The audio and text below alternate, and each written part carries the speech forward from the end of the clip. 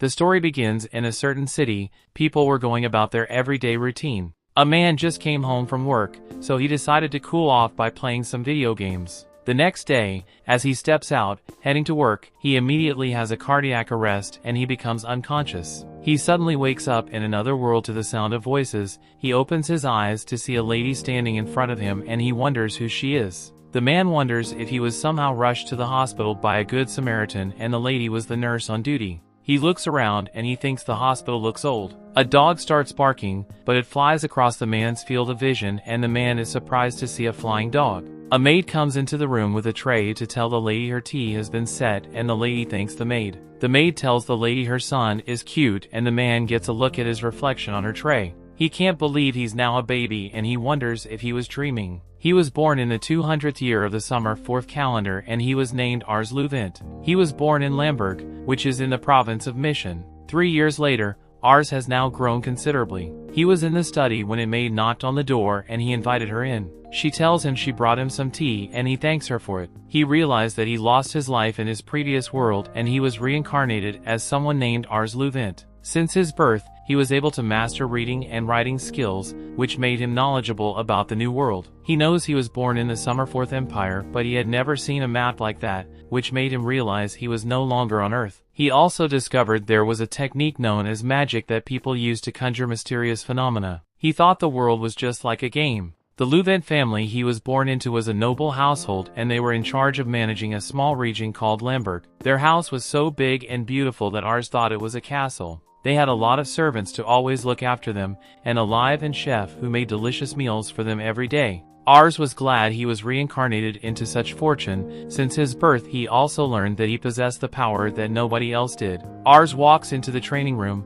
which surprises all the soldiers. He greets them and asks them if he can watch them from the safety of the entrance. The soldiers tell him he'll be fine at such a distance. They are surprised the prince was always coming to the training room at such a young age. They were convinced he would be a great warrior when he grew up. Ars walks over to a master teaching a trainee soldier. The master knocks the trainee down and he scolds him, but the trainee gets back up and decides to have another go. Ars uses his appraisal skill on the trainee to look at his stats. He realizes the trainee has great aptitude in archery, and he figures out that the trainee will be good with bows. The master knows the trainee back and the trainee looks exhausted. Ars approaches Malay the trainee and calls out to him, which surprises Malay because he didn't think Ars knew his name. Ars asks him if he's ever used a bow, but Malay tells him he will never use such a weapon because a real man doesn't shoot his enemies from a safe distance like a wuss. Ars tries suggesting that he may be able to handle a bow very well, and he asks him to try it. Malay chews on his thoughts, but when other soldiers ask him to try it just as Ars suggested, he decides to give it a shot. Malay picks up a bow and arrow, but he confesses that he's never shot one before. A soldier suggests he goes closer to the target to reduce the risk of hurting others, but Ars is confident he can hit the target from his position. Malay notches the arrow and he aims the bow at the target. He lets the arrow fly and it hits the bull's eye. They think it was pure dumb luck, so they asked him to try again. Malay shoots several arrows and they all hit the bull's eye. All the soldiers around him tell him he was born to be an archer, and Malay conveniently realizes that using a bow isn't so bad, since all is fair in war. The soldiers wonder how Ars was able to figure out that Malay will be good with a bow, and he tells them it was his instinct. The soldiers are impressed by this, but Ars knows if he told them the truth about his appraisal skill, they wouldn't believe him. Though his ability was the real deal, he was not able to use it on himself, which he wasn't very happy about. During dinner time, Ars was impressed with the meal prepared by the chef. He was about to dig in when his father called out to him. His father tells him he was informed of how Ars discovered Malay's talent with a bow and he was impressed. Ars was a bit scared of his father because he always looked so angry. Ars uses his appraisal skill to look at his father's stats. He was impressed that his father was able to rise from a farmer to a noble using his martial arts prowess. His father tells him to hone his instincts because he could become the lord of the land one day. His father was convinced the ability to detect other people's talent would be useful to him in the future. His father offers him his portion of the dinner so he can grow up quicker, and Ars thanks him for that. After that day, Ars studied more about the empire and he realized that the future was a bit vague because the leaders were corrupt, several revolts were coming up amongst the commoners, and various nobles were focusing on autonomy to quell the revolts. Ars feared that the Empire might enter an all-out war if things don't change for the better. He couldn't envision himself leading his troops to war, and he wonders if he'll be able to keep the people of Lamberg safe. He wanted to protect them because they were so kind to him. He remembers his father's words about his instincts, and he immediately gets an idea. He wears a costume and he goes out on the streets. He immediately uses his appraisal skills to check out the stats of the people in the town. He is exhausted after using his skill for a long time, and he sits in an alley. A woman suddenly chases a man out of her shop because she doesn't want to sell her goods to him. Ars figures out that the man doesn't look like the people in his town. A boy points at the man, who is a Malcan, and he tries to get his mom to help him, but everyone avoids him because he's filthy. Ars remembers that the Malcan are a group of people that came to Summerforth from across the sea. He knows that most of them were brought in as slaves, so he decides to offer the man his bread. Everyone wonders why the heir to House Louvent is helping Malcan. The man takes the bread and he begins eating with tears rolling down his face. Ars uses his appraisal skill on the man, and he's surprised to see that his stats are almost perfect. He knows that the man can become a great warrior, but the man gets up to leave after thanking him for the bread. Ars chases after him, but the man tells him not to follow him because the people of the town will be angry. Ars asks the man if he'll want to become his retainer, which surprises the man. Ars was planning to use his ability to recruit people with potential so his domain will become stronger. The man thinks Ars just wanted to pretend,